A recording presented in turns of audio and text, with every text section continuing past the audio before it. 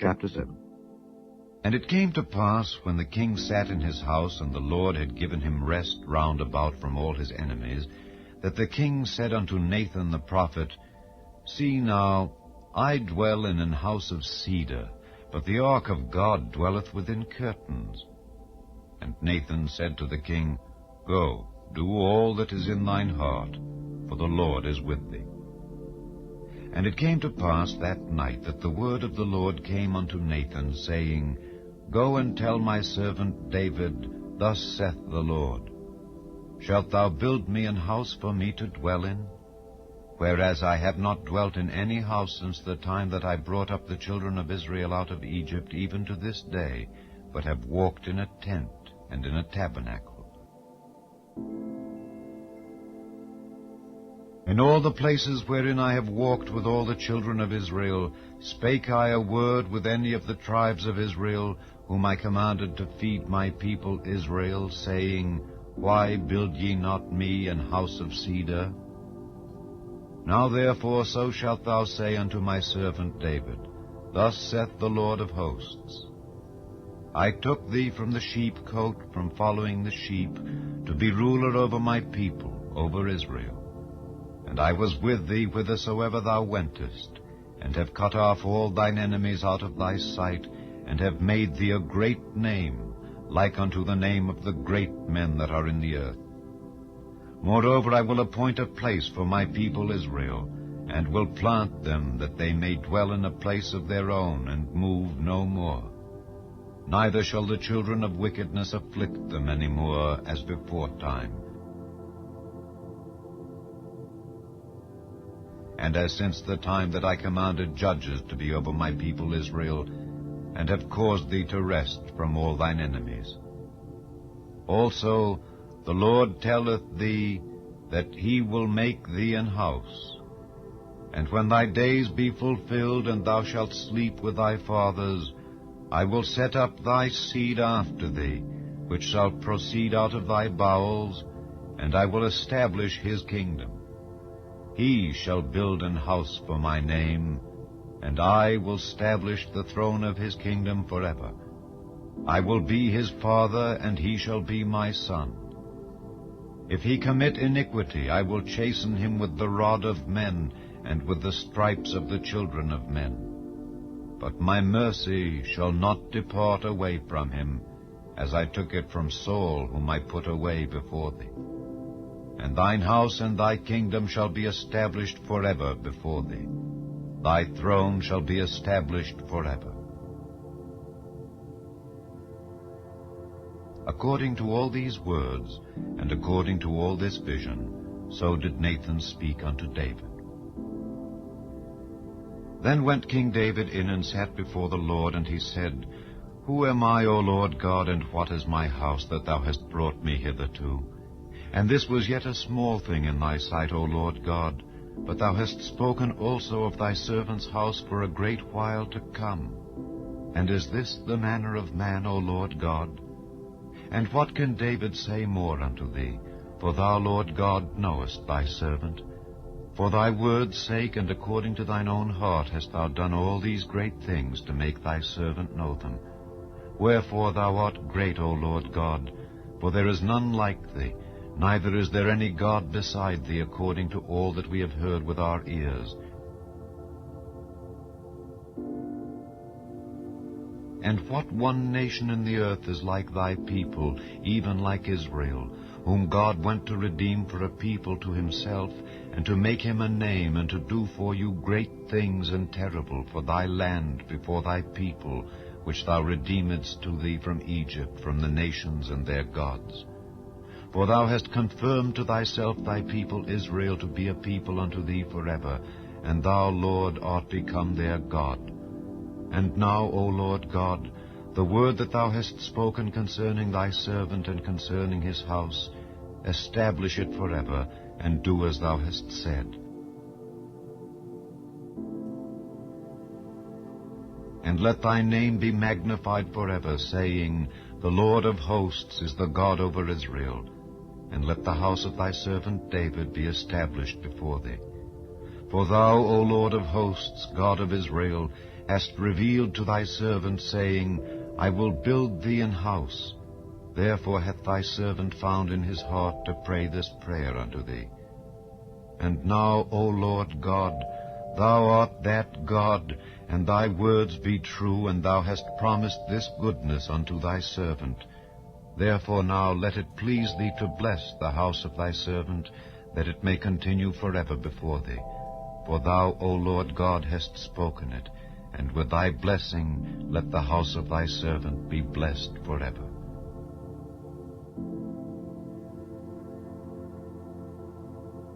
Chapter 8. And after this it came to pass that David smote the Philistines and subdued them. And David took Methegama out of the hand of the Philistines.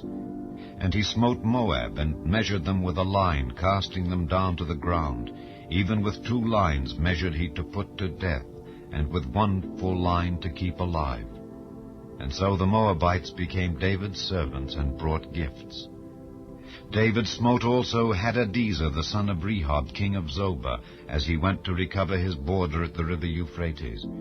And David took from him 1,000 chariots, and 700 horsemen, and 20,000 footmen. And David hocked all the chariot horses, but reserved of them for 100 chariots. And when the Syrians of Damascus came to succor Hadadezer king of Zobah, David slew of the Syrians 22,000 men.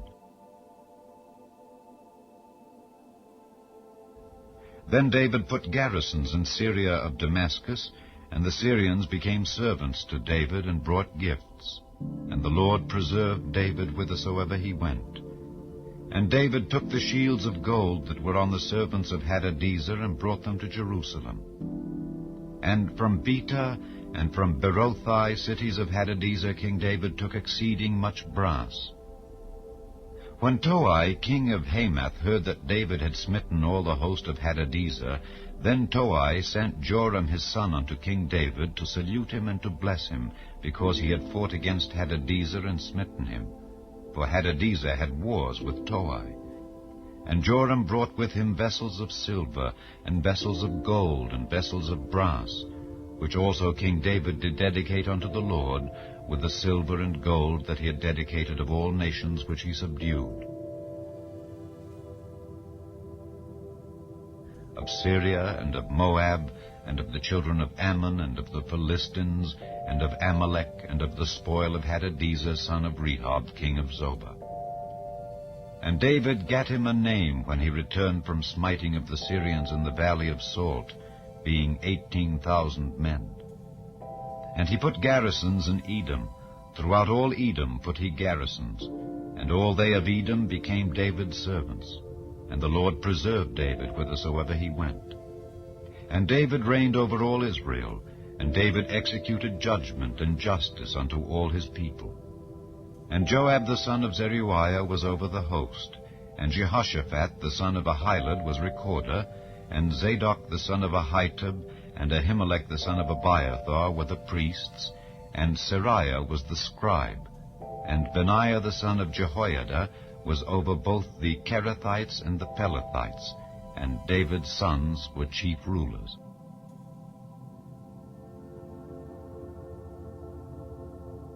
Chapter 9.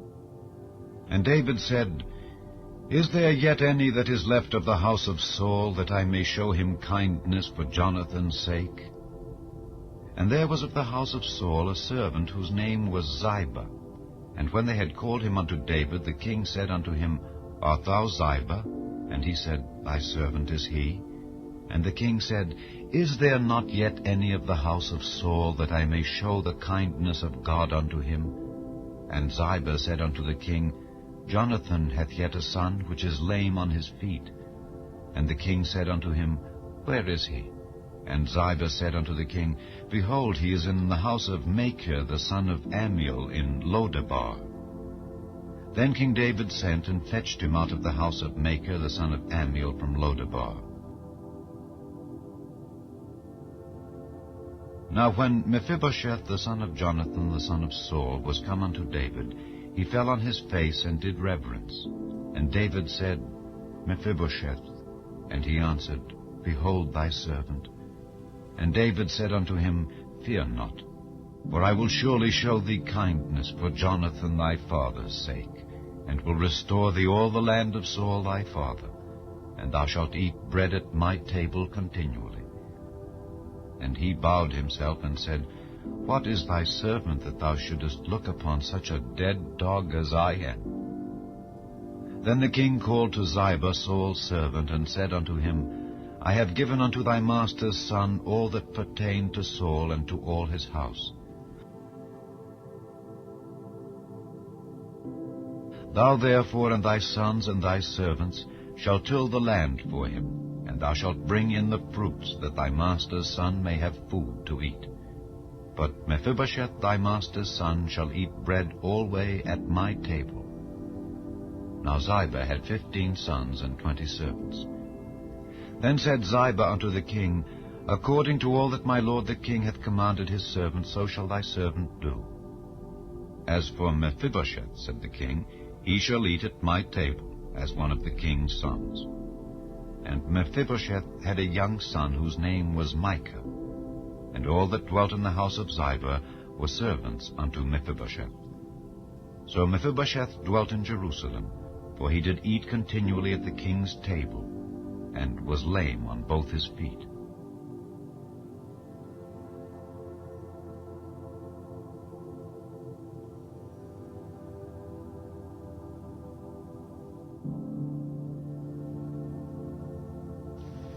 जब राजा अपने भवन में रहता था और यहोवा ने उसको उसके चारों ओर के सब शत्रुओं से विश्राम दिया था, तब राजा नातान नाम भविष्यवक्ता से कहने लगा, देख, मैं तो देवदारू के बने हुए घर में रहता हूं, परंतु परमेश्वर का संदूक तंबू में रहता है। नातान ने राजा से कहा, जो कुछ तेरे मन में हो उसे कर, क्योंकि यहोवा तेरे संग है। उसी दिन रात को यहोवा का यह वचन नातान के पास पहुंचा कि जाकर मेरे दास दाऊद से कह, यहोवा यो कहता है कि क्या तू मेरे निवास के लिए घर बनवाएगा? जिस दिन से मैं इस्राएलियों को मिस्र से निकाल लाया, आज के दिन तक मैं कभी घर में नहीं रहा, तंबू के निवास में आया जाया करता हूं। जहां जहां मैं समस्त इस्राएलियों के बीच फिरता रहा, क्या मैंने कहीं इस्राएल के किसी गोत्र से, जिससे मैंने अपनी प्रजा इस्राएल की चरवाही करने को ठहराया हो, ऐसी बात कभी कही कि तुमने मेरे लिए देवदारू का घर क्यों नहीं बनवाया? इसलिए अब तू मेरे दास दाऊद से ऐसा कह कि सेनाओं का यहोवा यो कहता है कि मैंने तो तुझे भेड़शाला से और भेड़ बकरियों के पीछे पीछे फिरने से इस मनसा से बुला लिया है कि तू मेरी प्रजा इस्राएल का प्रधान हो जाए, और जहां कहीं तू आया गया वहां वहां मैं तेरे संग रहा और तेरे समस्त शत्रुओं को तेरे सामने से नाश किया है। फिर मैं तेरे नाम को पृथ्वी पर के बड़े बड़े लोगों के नामों के समान महान कर दूंगा, और मैं अपनी प्रजा इस्राएल के लिए एक स्थान ठहराऊंगा और उसको स्थिर करूंगा कि वह अपने ही स्थान में बसी रहेगी और कभी चलायमान न होगी, और कुटिल लोग उसे फिर दुख न देने पाएंगे, जैसे कि पहले दिनों में करते थे। वरन उस समय से भी जब मैं अपनी प्रजा इस्राएल के ऊपर न्यायी ठहराता था, और मैं तुझे तेरे समस्त शत्रुओं से आराम दूंगा, विश्राम दूंगा। और यहोवा तुझे यह भी बताता है कि यहोवा तेरा घर बनाए रखेगा। जब तेरी आयु पूरी हो जाएगी और तू अपने पुरखाओं के संग सो जाएगा, तब मैं तेरे निज वंश को तेरे पीछे खड़ा करके उसके राज्य को स्थिर करूंगा। मेरे नाम का घर वही बनवाएगा, और मैं उसकी राजगद्दी को सदैव स्थिर रखूंगा। मैं उसका पिता ठहरूंगा और वह मेरा पुत्र ठहरेगा। यदि वह अधर्म करे तो मैं उसे मनुष्यों के योग्य दंड से और आदमियों के योग्य मार से ताड़ना दूंगा, परंतु मेरी करुणा उस पर से ऐसे न हटेगी जैसे मैंने शाऊल पर से हटाकर उसको तेरे आगे से दूर किया। वरन तेरा घराना और तेरा राज्य मेरे सामने सदा अटल बना रहेगा, तेरी गद्दी सदैव बनी रहेगी। इन सब बातों को और इस दर्शन के अनुसार नातान ने दाऊद को समझा दिया। तब दाऊद राजा भीतर जाकर यहोवा के सन्मुख बैठा और कहने लगा, हे प्रभु यहोवा, क्या कहूं, और मेरा घराना क्या है कि तूने मुझे यहां तक पहुंचा दिया है। तो भी हे प्रभु यहोवा, यह तेरी दृष्टि में छोटी सी बात हुई, क्योंकि तूने अपने दास के घराने के विषय आगे के बहुत दिनों तक की चर्चा की है। और हे प्रभु यहोवा, यह तो मनुष्य का नियम है। दाऊद तुझसे और क्या कह सकता है? हे प्रभु यहोवा, तू तो अपने दास को जानता है। तूने अपने वचन के निमित्त और अपने ही मन के अनुसार यह सब बड़ा काम किया है कि तेरा दास उसको जान ले। इस कारण हे यहोवा परमेश्वर, तू महान है, क्योंकि जो कुछ हमने अपने कानों से सुना है उसके अनुसार तेरे तुल्य कोई नहीं, और न तुझे छोड़ कोई और परमेश्वर है। फिर तेरी प्रजा इस्राएल के भी तुल्य कौन है? वह तो पृथ्वी भर में एक ही जाति है, जिसे परमेश्वर ने जाकर अपनी निज प्रजा करने को छुड़ाया, इसलिए कि वह अपना नाम करे और तुम्हारे लिए बड़े बड़े काम करे। और तू अपनी प्रजा के सामने, जिसे तूने मिस्री आदि जाति जाति के लोगों और उनके देवताओं से छुड़ा लिया, अपने देश के लिए भयानक काम करे। और तूने अपनी प्रजा इस्राएल को अपनी सदा की प्रजा होने के लिए ठहराया। और हे यहोवा, तू आप उसका परमेश्वर है। अब हे यहोवा परमेश्वर, तूने जो वचन अपने दास के और उसके घराने के विषय दिया है, उसे सदा के लिए स्थिर कर और अपने कहने के अनुसार ही कर। और यह कर कि लोग तेरे नाम की महिमा सदा किया करें, कि सेनाओं का यहोवा इस्राएल के ऊपर परमेश्वर है। और तेरे दास दाऊद का घराना तेरे सामने अटल रहे, क्योंकि हे सेनाओं के यहोवा, हे इस्राएल के परमेश्वर, तूने यह कहकर अपने दास पर प्रकट किया है कि मैं तेरा घर बनाए रखूंगा। इस कारण तेरे दास को तुझसे यह प्रार्थना करने का हिया हुआ है। और अब हे प्रभु यहोवा, तू ही परमेश्वर है और तेरे वचन सत्य है, और तूने अपने दास को यह भलाई करने का वचन दिया है। तो अब प्रसन्न होकर अपने दास के घराने पर ऐसी आशीष दे कि वह तेरे सन्मुख सदैव बना रहे, क्योंकि हे प्रभु यहोवा, तूने ऐसा ही कहा है, और तेरे दास का घराना तुझसे आशीष पाकर सदैव धन्य रहे।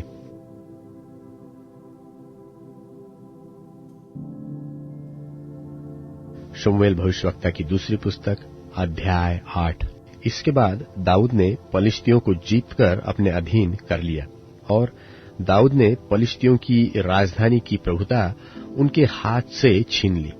फिर उसने मोआबियों को भी जीता और इनको भूमि पर लिटाकर डोरी से मापा। तब 2 डोरी से लोगों को मापकर घात किया और डोरी भर के लोगों को जीवित छोड़ दिया। तब मोआबी दाऊद के अधीन होकर भेंट ले आने लगे। फिर जब सोबा का राजा रहोब का पुत्र हददेजेर महानद के पास अपना राज्य फिर जो का त्यों करने को जा रहा था, तब दाऊद ने उसको जीत लिया, और दाऊद ने उससे 1700 सवार और 20,000 प्यादे छीन लिए, और सब रथ वाले घोड़ों के सूम की नस कटवाई, परंतु 100 रथ वाले घोड़े बचा रखे। और जब दमिश्क के अरामी सोबा के राजा हददेजेर की सहायता करने को आए, तब दाऊद ने अरामियों में से 22,000 पुरुष मारे। तब दाऊद ने दमिश्क में अराम के सिपाहियों की चौकियां बैठाई। इस प्रकार अरामी दाऊद के अधीन होकर भेंट ले आने लगे, और जहां जहां दाऊद जाता था वहां वहां यहोवा उसको जयवंत करता था। और हददेजेर के कर्मचारियों के पास सोने की जो ढालें थी, उन्हें दाऊद लेकर यरूशलेम को आया, और बेतह और बरौतै नाम हददेजेर के नगरों से दाऊद राजा बहुत सा पीतल ले आया। और जब हमात के राजा तोई ने सुना कि दाऊद ने हददेजेर की समस्त सेना को जीत लिया है, तब तोई ने योराम नाम अपने पुत्र को दाऊद राजा के पास उसका कुशल क्षेम पूछने और उसे इसलिए बधाई देने को भेजा कि उसने हददेजेर से लड़कर उसको जीत लिया था, क्योंकि हददेजेर तोई से लड़ा करता था। और योराम चांदी, सोने और पीतल के पात्र लिए हुए आया। इनको दाऊद राजा ने यहोवा के लिए पवित्र करके रखा, और वैसा ही अपने जीती हुई सब जातियों के सोने चांदी से भी किया, अर्थात अरामियों, मोआबियों, अम्मोनियों, पलिश्तियों और अमालेकियों के सोने चांदी को, और रहोब के पुत्र सोबा के राजा हददेजेर की लूट को भी रखा। और जब दाऊद लोम वाली तराई में 18,000 अरामियों को मार के लौट आया, तब उसका बड़ा नाम हो गया। फिर उसने एदोम में सिपाहियों की चौकियां बैठाई। पूरे एदोम में उसने सिपाहियों की चौकियां बैठाई, और सब एदोमी दाऊद के अधीन हो गए। और दाऊद जहां जहां जाता था, वहां वहां यहोवा उसको जयवंत करता था। दाऊद के कर्मचारियों की नामावली। दाऊद तो समस्त इस्राएल पर राज्य करता था, और दाऊद अपनी समस्त प्रजा के साथ न्याय और धर्म के काम करता था। और प्रधान सेनापति सरूयाह का पुत्र योआब था। इतिहास का लिखने वाला अहीलूद का पुत्र यहोशापात था। प्रधान याजक अहीतूब का पुत्र सादोक और एब्यातार का पुत्र अहीमलेक थे। मंत्री सरायाह था। करेतियों और पलेतियों का प्रधान यहोयादा का पुत्र बनायाह था, और दाऊद के पुत्र भी मंत्री थे।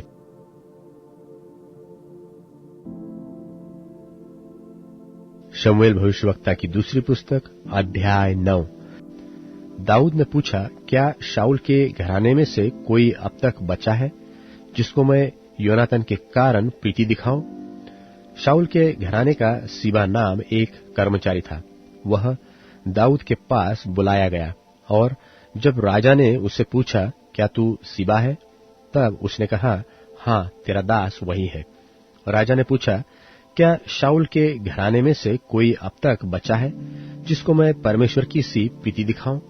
सीबा ने राजा से कहा, हां, योनातन का एक बेटा तो है जो लंगड़ा है। राजा ने उससे पूछा, वह कहाँ है? सीबा ने राजा से कहा, वह तो लोदबार नगर में अम्मीएल के पुत्र माकीर के घर में रहता है। तब राजा दाऊद ने दूत भेजकर उसको लोदबार से अम्मीएल के पुत्र माकीर के घर से बुलवा लिया। जब मपीबोशेत, जो योनातन का पुत्र और शाऊल का पोता था, दाऊद के पास आया, तब मुंह के बल गिर के दंडवत किया। दाऊद ने कहा, हे मपीबोशेत।